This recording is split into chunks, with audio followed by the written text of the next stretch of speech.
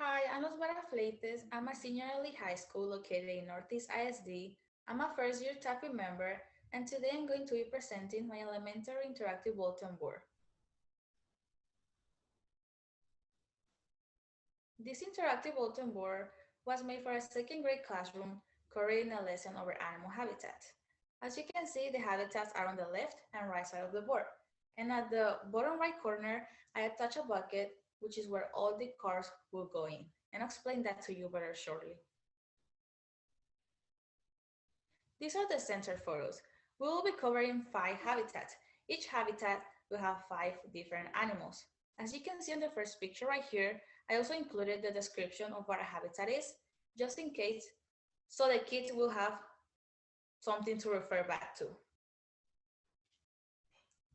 These are the left and right section photos. I know we have different types of learners. We have visual, we have auditory, and we have kinesthetic learners. So I wanted to create something that will meet each one of their needs, which is why for every habitat, I included a brief description, which they can read or I can read to them, and also a visual representation, which they can touch and feel.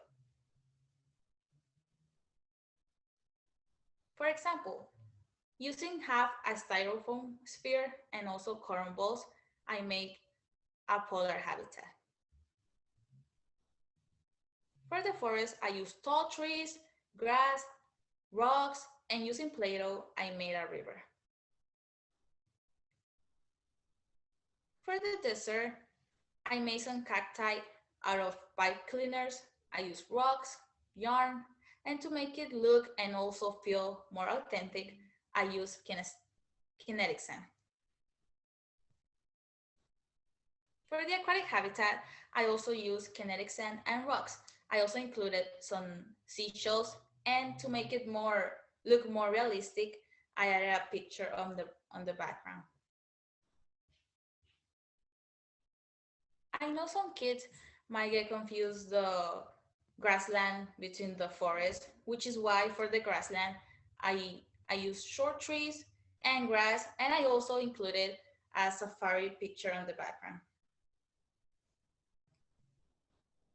So this is the bucket I mentioned earlier.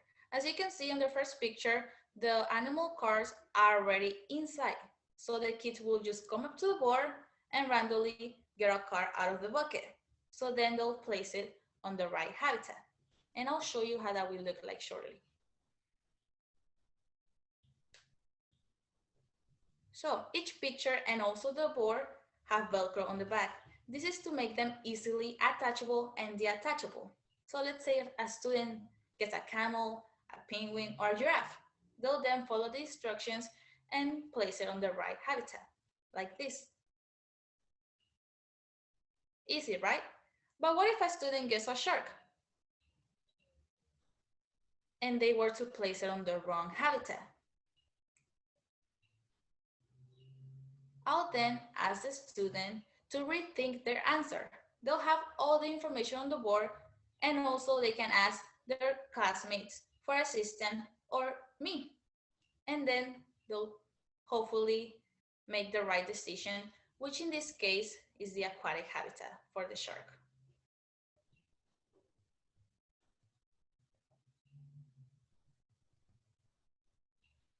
I had so much fun making this project.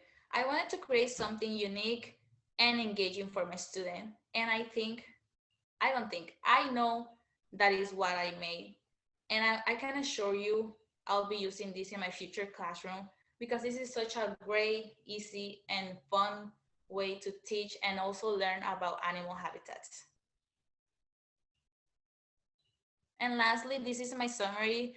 You can find all the details and information about my lesson here and also my Texas standards. Here are the clear details I'll be using when teaching this lesson. Thank you for your time and for listening to my presentation. I hope you have a great day.